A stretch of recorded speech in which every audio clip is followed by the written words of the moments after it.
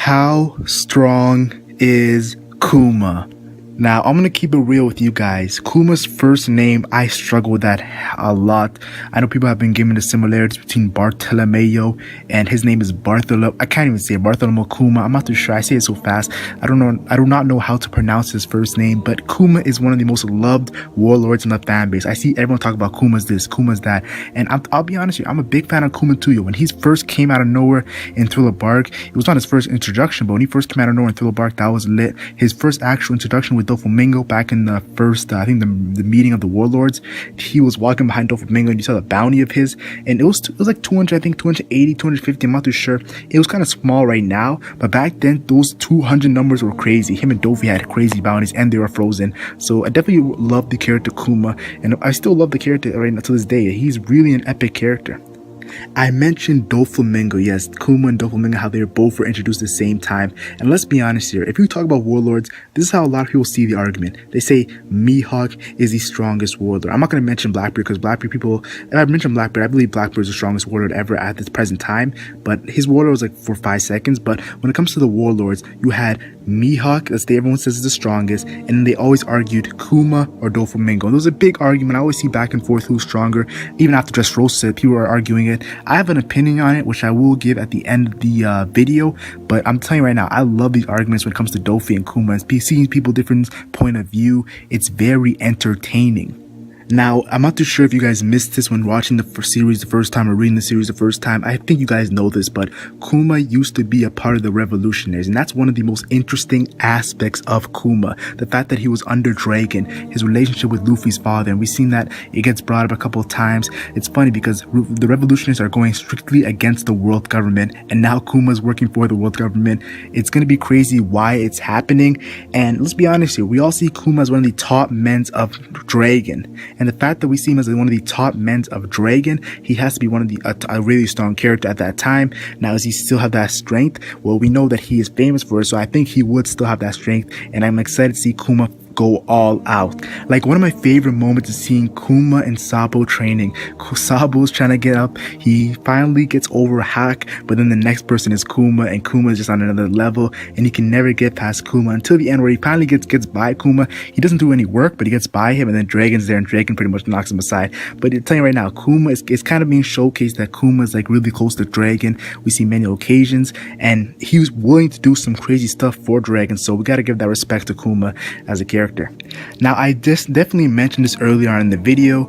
Kuma has a very crazy reputation. He's known as the Tyrant, and it's kind of funny because when you see Kuma, he doesn't really seem like a tyrant, but yeah, Kuma the Tyrant, it's very hype to see his past and what he was doing. We know the character Lola mentioned this, and I'll be honest here, even funny thing is about this is Moria and Kuma met, and Kuma's like, do you want to go on vacation? Where would you like to go? And Moria's like, I already know how your power works. I don't really care. And it just shows you, like, people are thinking, oh, okay, well, he's making Kuma look kind of soft.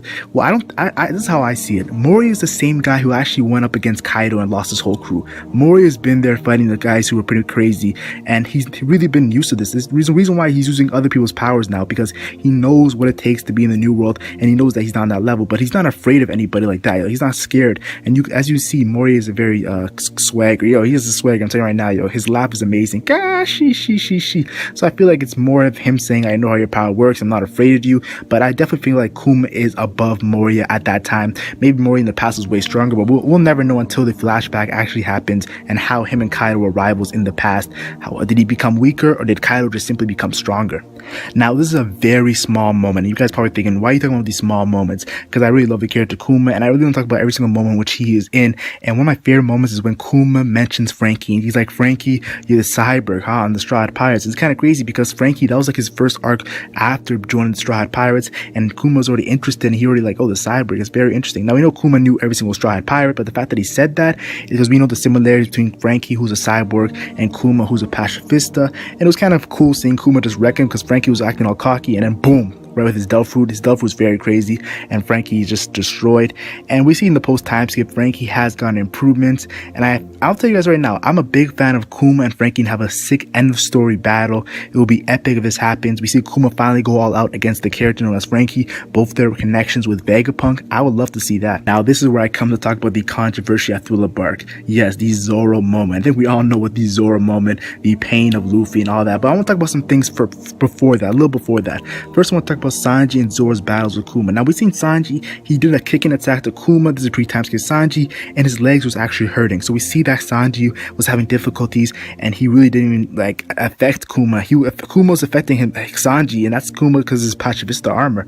But then we see Zoro, and Zoro actually is able to cut Kuma, and it's crazy because it's one. Let's be honest here. Sanji's attack was not one of his stronger attacks. He didn't use the Abule Jumba, and then Zoro's attack was the Lion Ode. It's Shishi Sanso. I'm not too sure how I say it in Japanese, but I'll say that it's one of his stronger attacks we've seen against Mr. One. So it was crazy seeing Kuma get damaged by that, and that's why I call it a controversy, because that really questions his durability. Like it won't question his endurance, but his durability. If that was one of the attacks that, if a pre-time skip Zoro, who's very exhausted after the Thriller Bark arc, fighting Oz, fighting Ryuma, is able to damage, and after the Ursus shock, is able to damage Kuma, it's like, how strong is his durability? Very interesting stuff we want to talk about. But I will give Kuma the benefit of the doubt. He did not see Zoro. Zoro came out of nowhere. It was not really a straight up boom. So I will give Kuma the benefit of the doubt. But the fact that he got injured, it made me scratch my head. Yo, how durable is he? In my humble opinion, Marineford, when we saw Kuma and the Doflamingo explanation of Kuma has lost his mind, he's not the same Kuma. Even Kuma said they're not going to be the same. And we've seen how he's fighting against Ivankov. I'll personally say that I feel like Kuma was very weaker when he lost his mind. Some people say he got stronger. I heavily disagree. I think he was weaker in my humble opinion. I do not think he got stronger after he lost his mind. And it's because he really didn't have the same control as he did when he actually had his body. Like, I feel like it would be tough for him to use his Delph through with his Pacifista body if he doesn't have the control, but who knows, I'll maybe be shocked. He still probably could use it. Ursus shock. Yes, I've talked about Ursus shock a little bit when talking about the Zoro, Sanji, Moba, and all that stuff, but I want to talk about Ursus shock and Marineford. And I'll be honest here, it was really a great feat when Kuma uses Ursus shock against Oz Jr. I kind of enjoyed it, yo. It was epic to see all the warlords put in work. We see Mori even put in work Doflamingo. It was crazy, but I feel like Kuma, it was nice seeing Ursus shock put in damage. Now, Oz Jr. was still up and going up later on, but that's where I had to question Ursus shock. How good is Ursus shock and when it comes to taking people out? Because when I look at Brook's a character in which he was heavily damaged too after the exhausting Thriller Bark arc, and Kuma uses Ursus shock and the three characters are still awake: Zoro, Sanji, and Brook. I'm like, Ursus shock should have took out all these characters if it was a very devastating attack. Now, Ursus shock might not be one of his crazier attacks, but if it's a mid-tier attack, I'm like, yo, this attack, yo, is not as big as people think. People think Ursus shock is like a devastating attack. You will get wrecked. It's over once he hits it on you. But after seeing a couple of times, I'm like, Ursus shock might not be one of his stronger attacks, and that maybe gives me potential for Kuma to get really strong when we see him finally go all out. I think it's going to be against Frankie. You guys put who you think Kuma is going to go all out against. And I briefly talked about this when talking about Doflamingo explaining Kuma and his mind, Ivankov versus Kuma. And I'll just personally say this, yo, Ivankov was impressive against Kuma, and people will disagree.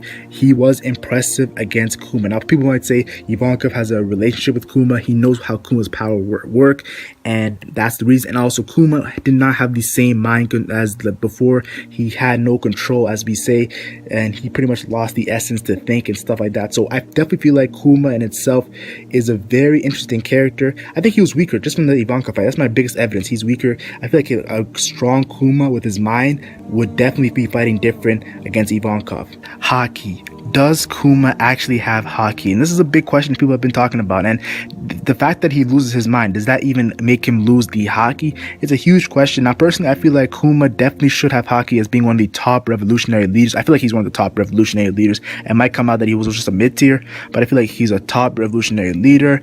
And when we actually see him showcase his full power, he's definitely going to have haki with his Delphi, with the Pacifista. It's going to be epic. And I personally feel that people might disagree, but I feel like he's going to have that. Now, his observation haki might not be the best, but the fact that he can use his Delphi ability to go place to place to place to place, yeah, it's a very devastating Delphi ability. And I'm going to give Kuma the benefit of the doubt and say it's very devastating. And the last thing I want to talk about before I actually give my verdict on how strong I think Kuma is the fact that Kuma actually was protecting the Sunny, and that was a very honorable thing he did. The Straw Hats were very gracious when he did that. They were very thankful, like, thank you, Kuma, for doing this. And we see that for 2 years he was defending the Sunny, and you see the damage he was taking, the way he was walking up with all the weapons in him. That is what I'm saying right there, yo. Kuma, that's the durability I like, yo, because he did take a lot of damage. Now, we do not know who the government sent. Is this the Thousand Sunny, the Straw Hat pirate ship? They had to send some good heavyweights, maybe some rear admirals, maybe a vice admiral, who knows. But the fact that he's only damaged like that, like, okay, Kuma, 2 years of fighting and you're like that, I'm thinking, okay, this guy's durability might be better than I actually think. What we still have to see him go full out, and that's when we'll fully see where his durability is and where his full extent is, his full ability. Because I told you guys, the pacifista and the Kuma, I want to know the differences. We see Zoro, Sanji one-shotting a pacifista. We see Luffy easily one-shotting a pacifista. It's crazy how strong the Straw Hats are, the Monster Trio are compared to the pacifista, and I feel like Kuma should be a big difference compared to the pacifista. And unless Vegapunk does some more changes, we'll never know what's the difference. I'm just joking, but we'll see in the future. Now, personally, I feel like the mindless Kuma is not that strong. I'm telling you guys right now, the mindless Kuma, it's kind of similar to the pacifista. He has a stealth fruit, but I don't think he's as strong as people think the mindless Kuma is. And that's why people got angry at me for putting William low in my top 50 list. I will redo that video because that video was that was a crap video. I'll be honest. Yeah, I can tell you guys that was a very bad video.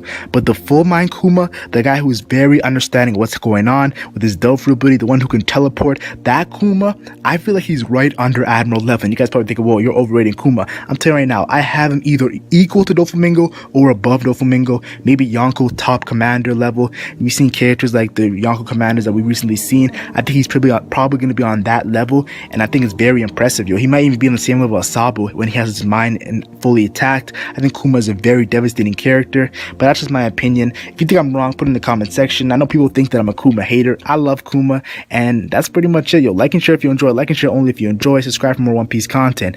And I ask you guys this: how strong is Kuma? I'm the Legend Mac, and I'm gone.